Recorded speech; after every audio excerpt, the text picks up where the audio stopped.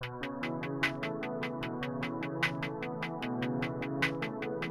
Dia Portugal to Dubai, this is used car prices in Portugal. Let's check it out. A's good, A's good, A's good, A's good.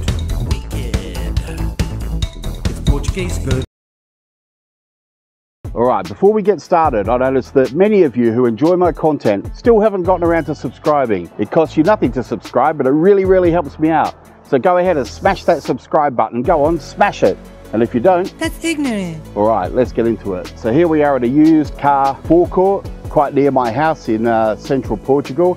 And I just want to say from the get-go that this is, there's nothing particular about this forecourt. In fact, as far as I know, this guy's got a pretty good reputation actually. So I don't want you to imagine this is a forecourt that I've picked because the prices are really high or really low or anything like that. This is a pretty typical forecourt, and it's just to give you some idea of used car prices in Portugal for comparison. And this is something I really hope that you guys can do for me, is Portugal has got a reputation for having really expensive used cars. Obviously, these are forecourt prices. The prices may be different if you bought them privately, but I'm hoping to get some comparisons, especially with England and the US and Australia, and the type of places where expats or immigrants, if you will, come to and complain about such things. So yeah, France, Netherlands, you know who you are, guys, you know who you are. Right, so here we can start off. Most cars in Portugal are diesel. We can see here a Peugeot 308 1.6 2015 with 150,000 kilometers. So for you Brits and Americans, remember we're talking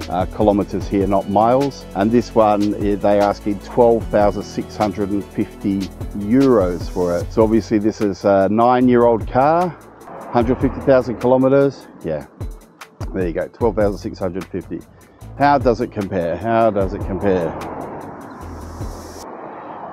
Some of them don't have prices on. I'm just going to look at the ones that have prices and mileage on. So we're going to see a lot of French cars. Renaults and Peugeots are probably the most popular cars that you'll see here. Here we have a Renault Megane, another very popular car in Portugal. 2015 again, 190,000 kilometers, 11,500 euros. A little bit more prestige, if you will. A Volvo V60, 2 litre, 163 horses, 2011, 270,000 kilometres, 12,650 euros.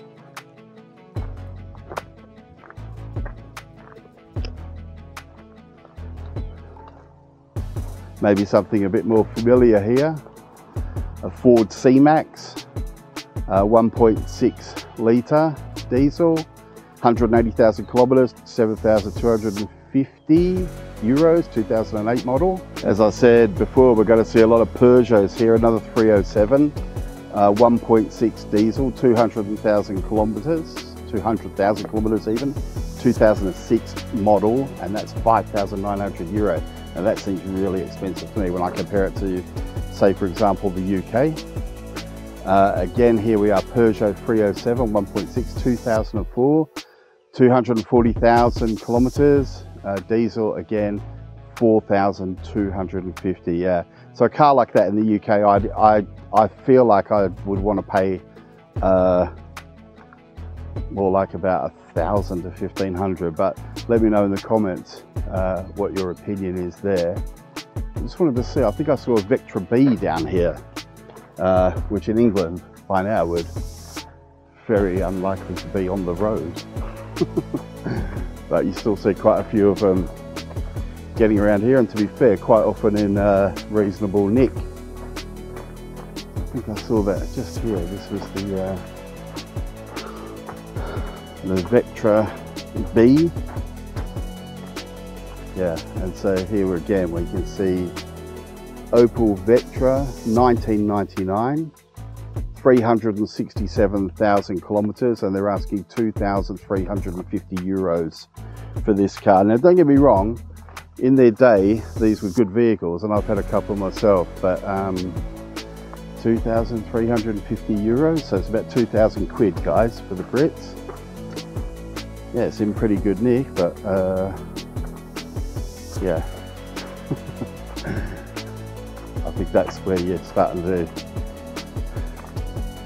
recognize that the prices are really special here, really special. What have we got here? A Picasso 1.6, so Citroen Picasso, another French car, 2005 model, 300,000 kilometers, diesel again, 2,990. I almost don't have to say diesel. Most cars, except the occasional very small hatchback, like a Corsa or something like that, will be diesel. But let's see. Yeah, so this one is petrol, so they say gasolina. 2004. So look at this. This is a Corsa with 260,000 kilometers, 2004 model, 1.2 petrol, for 3,350 euros. Can you believe it? Can you believe that, guys? I mean, I would say in the UK this would almost be a, I hate to say it, but it would be a scrap vehicle by now. No one would be trying to sell it for any amount of money. Not with that kind of mileage on it. A petrol Corsa, unbelievable. Right, here we have another Corsa, a bit newer, the newer shape. 2008, 250,000 kilometers. This one is a diesel, which is obviously what you want. 6,500 euros. Maybe we'll just have a look at a couple more.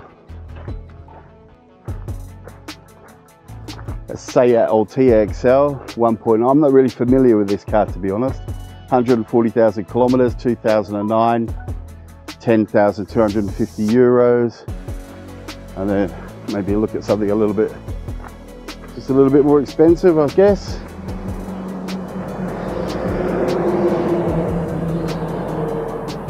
So there we have a Mercedes B180, 2 litre, 110 horsepower, 2009 model, 135,000 kilometers, and it's a diesel, and 10,500. Really nice, but very expensive. I think something else I want to add, guys, just to think about when you come to Portugal. Obviously, it's expensive to buy used cars, but obviously they're going to hold their value. So hopefully you're going to get it back when you come to resell.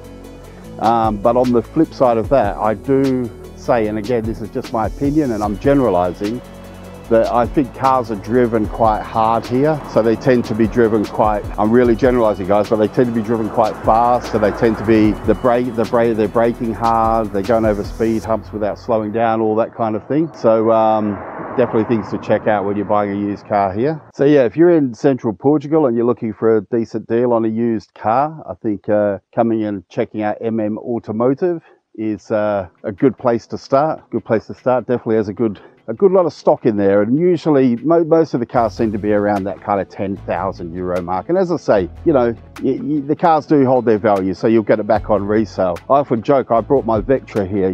Maybe if you are a fan of the channel, you've seen my videos where I talk about my British car that I came here with, a Vectra 2005, which I paid I think it was something like £575 for in the UK. And if I sold it here, if the steering wheel was on the right side, I'd be able to get about 3,000 euros for it. But probably even with the steering wheel on the wrong side, I could probably still get about 2,000 euro for the car.